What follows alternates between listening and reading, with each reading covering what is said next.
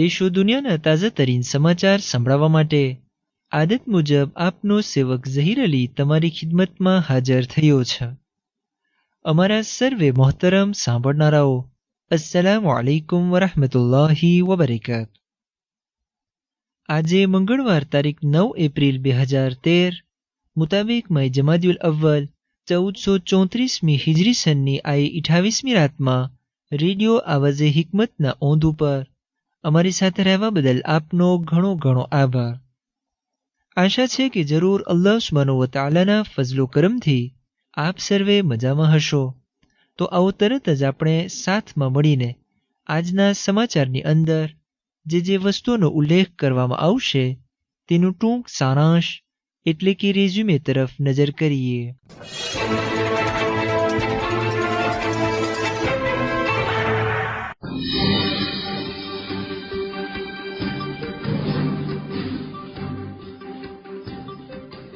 આજના સમાચારની અંદર સૌપ્રથમ આપણે કોમ્યુન યુર્બેનવાળા 12 દેશની મદદથી જે એક ઐતિહાસિક બાગને ફરીથી સજીવન કરી આપ્યું છે તેની વિગત જાણશું. ત્યાર પછી ઓશિયાન ઇન્ડિયાના દરિયામાં એક નવો સિક્લોન જન્મ પામવાની વાત કરશું. એજ્યુકેશન વિભાગની અંદર સરકાર તમામે પ્રિવે તથા પબ્લિક યુનિવર્સિટીને કાયદેસર કરી નાખવાનો હુકમ જારી કર્યો છે તેને બયાન કરશું.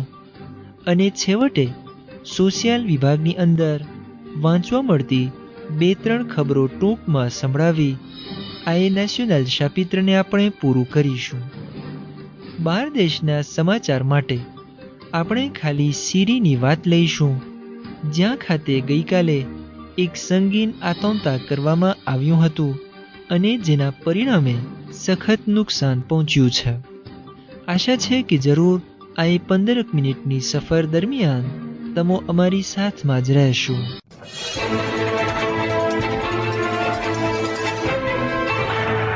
આજના સમાચારની શરૂઆત આપણે તનરીફ શહેરમાં થયેલા એક બાગના ઉદ્ઘાટનની ખબરથી કરીશું. ગઈકાલે કોમ્યુન યુર્બેનના પેદેસ સાહેબ અને રેજિયોન ઇલ-દ-ફ્રાન્સના ઉપપ્રમુખ સાહેબ મળીને આ ઇનોગ્યુરેશનના કાર્યક્રમની અંદર ભાગ લીધો હતો. દરઅસલ અંધુહાલુ ખાતે આવેલું પુરાનું જાર્દાન મદાગાસ્કારના ઇતિહાસ માટે ઘણું જ મહત્વ અને ઇમ્પોર્ટન્સ ધરાવે છે, કારણ કે ત્યાં ખાતે અસલ જમાનામાં રાજા રાણીઓને હુકુમત દેવામાં આવતી, ત્યાં જ વેપાર કરવામાં આવતા અને એ જ ઇલાકામાં વસ્તીના વડવાઓ ભેગા થઈ ફેસલો લેતા હતા. આજે એ જગ્યા બિલકુલ બહેતરીન રીતે રિનોવે કરી નાખવામાં આવી છે અને ધારવામાં આવે છે કે તે ટુરિઝમ વિભાગ માટે ઘણું જ કામ લાગશે. આ ત્રાવો તેમ કામકાજ માટે 350 મિલિયન અરિયારી અર્પણ થયા હતા અને સાથોસાથ એક ખુશખબરી પણ જાહેર કરવામાં આવી છે કે જાણે એ રેજિયોન ઇલ-દ-ફ્રાન્સ વાળા હજુ બીજા 5 વર્ષ માટે તનરીફ શહેરની કોમ્યુનને માલી રીતે મદદરૂપ થશે. ઓમ તો આજે લગભગ 20 વર્ષ થયા તેઓ સાથ આપી રહ્યા છે અને આશરે 5 લાખ યુરો જેટલું ફિનાન્સમાં દર વર્ષે કરવામાં આવતું હોય છે.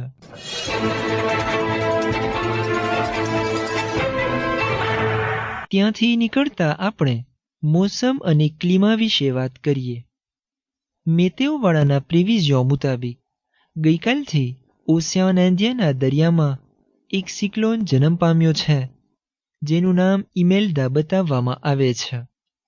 આ સિક્લોન મદાગાસ્કારના નોર્થ-ઇસ્ટ કાંઠાથી 1,500 કિલોમીટરના ફાસલા ઉપર જોવામાં આવ્યો છે અને અહીં તરફ આહિસ્તા આવી રહ્યો છે. 2 દિવસથી ઇસ્ટ કાંઠાના શહેરોમાં વરસાદ તેમ ખરાબ મોસમ જોવામાં આવ્યો છે અને આવતા દિવસોમાં તે વધારે ખરાબ થઈ શકવાનો સંભવ દેખાય છે. ભલે આજકાલ ઠંડી શરૂ થઈ જવાનો અહેસાસ થાય છે, તેમ છતાં ચોમાસાની મોસમ પૂરી નથી થઈ અને આખા એપ્રિલ મહિના સુધી જારી રહેશે. અને બેશક આ જ બધા મહિનાઓમાં સિક્લોનનો સામનો કરવાનો રહે છે. મેતેઓ ફ્રાન્સ તેમ મોરિસવાળા પણ બારીકીની સાથ આ સિક્લોન તરફ ધ્યાન આપી રહ્યા છે, કારણ કે રોઈન્યો તેમ મોરિસ ટાપુઓ પણ તેના રસ્તામાં આવે છે.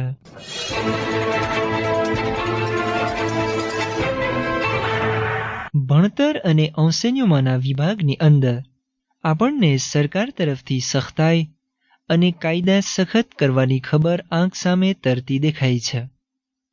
મિનિસ્ટર de l'enseignement supérieur ના સંચાલકોએ જાહેરાત કરી છે કે જાણે હવે પછીથી ગેરકાનૂની યુનિવર્સિટીને કાયદેસર કરી નાખવામાં આવશે. યાની કે એ તમામે યુનિવર્સિટી પબ્લિક અને પ્રિવેના ડિપ્લોમને કબૂલ કરવામાં નથી આવતા, જેઓ કાયદેસર નથી, કારણ કે અમુક સ્કૂલો જરા પણ નોર્મ વાળી નથી અને તેની અંદર આપવામાં આવતી તાલીમ તેમ ભણતર ભરોસાપાત્ર નથી લેખવામાં આવતી.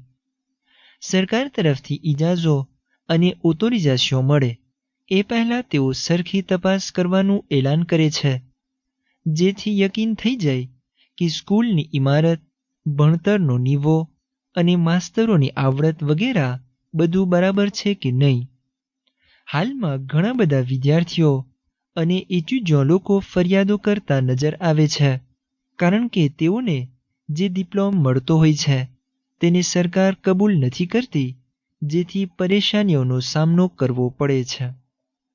આ બધી જાહેરાત કરવાનો મકસદ એ નથી કે જેટલી પણ સ્કૂલો અહીં ચાલી રહી છે તે સર્વેઓને બંધ કરાવી નાખવાની ધમકીઓ આપે, બલકે એ સર્વેઓને કાયદેસર કરવા ઉપર ભાર મૂકવામાં આવે છે, જેથી તાલીમ હાંસિલ કરેલા વિદ્યાર્થીઓને આગળ જતા સમસ્યાનો સામનો ન કરવો પડે.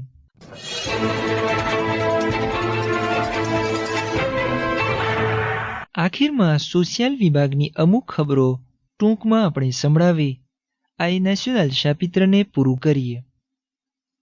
પહેલું, આજકાલ ફરીથી આપણને કિંમતી લાકડાઓના ગેરકાનૂની ટ્રાફિક વિશે વાંચવા મળે છે. કહે છે કે ગયા શુક્રવારના તમતાવના પોરમાં આ પ્રમાણેનું કાવતરું જોવામાં આવ્યું હતું. સરખા નંબરવાળા કોન્ટેનરનો ઉપયોગ કરી ધ્વાનવાળાને ગોટાળે ચડાવવાની કોશિશ થઈ હતી, પરંતુ કામયાબ નથી થઈ શક્યા. સરકાર પૂરતી કોશિશ કરે છે કે આ રીતેના ગેરકાનૂની ટ્રાફિકને રોકવામાં આવે અને ખુદ પ્રીમિયર મિનિસ્ટર સાહેબ આ કેસને હાથમાં લીધો છે.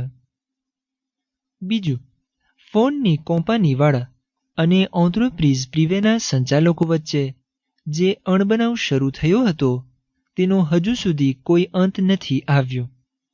તમને બતાવવામાં આવેલું કે જ્યારથી ફ્લોટની સિસ્ટમ રદ કરી નાખવાનું એલાન થયું છે ત્યારથી સર્વે લોકો નારાજ થયા છે અને અદાલત સુધી ફરિયાદો પહોંચાડવાનો ઈરાદો જાહેર કર્યો છે. ખાસ કરીને જુલાઈ મહિનાથી ઓમેરતવાળાનો હુકમ ઉપર અમલ કરવામાં આવશે, જેની અંદર ફક્ત 1 કલાક મફત ફ્લોટની અંદર વાતો કરી શકાશે. જોઈએ કે આ સમસ્યાનો આખરે શું હલ નીકળે છે. ત્રીજું, ફૂલ પોઈન્ટ તરફ જવાના રસ્તા વિશે ઘણી બધી ફરિયાદો વાંચવા મળે છે.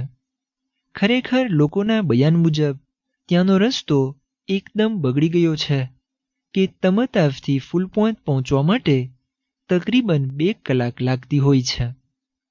જાન્યુઆરી મહિનાથી ત્રાવો શરૂ થયા હતા અને 35% ખાલી પૂરા થયા છે કે ફરીથી કામકાજ અટકી ગયું છે.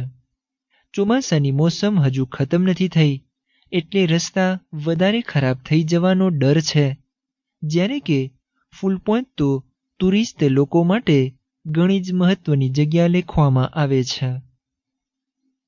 આપની જાણકારી માટે આ નેશનલ સમાચાર આપણે આજના એક્સપ્રેસ de Madagascar તેમ લાવે રીતે છાપાઓની અંદરથી લીધા હતા.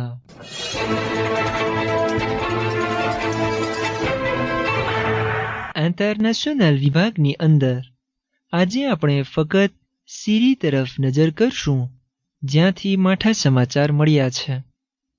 સાંભળવા પ્રમાણે ગઈકાલે દામાસ શહેરમાં એક જબરદસ્ત આતંકવાદ કરવામાં આવ્યું હતું, જેના પરિણામે ઘણી જ તબાહી અને નુકસાન પહોંચ્યું છે.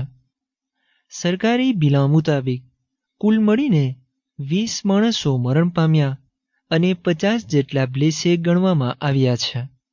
સરકારના પ્રીમિયર મિનિસ્ટર સાહેબ આ બનાવ પછી ત્યાં હાજર થયા હતા અને આતંકવાદીઓને મુખાતિબ થઈને આ જુલ્મો અત્યાચાર રોકવાનો હુકમ દીધો છે.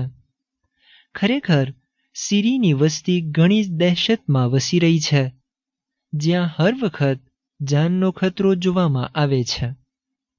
આ ધમાકો તો એક તરફ, પરંતુ બીજી બાજુ રુબેલ વિરોધીઓ અને સરકારી સિપાહીઓ વચ્ચે જે ખૂન ખરાબા જોવામાં આવતું હતું તે હજુ સુધી જારી છે અને ગયા વીકેન્ડ દરમિયાન 170 જણા મરણ પામ્યા હતા.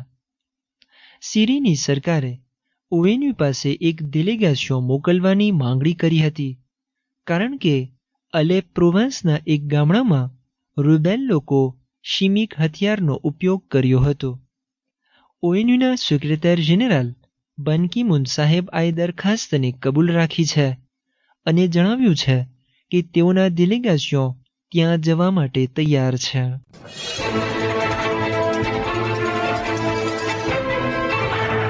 આપણો આજનો પ્રોગ્રામ અહીં સમાપ્ત થઈ રહ્યો છે.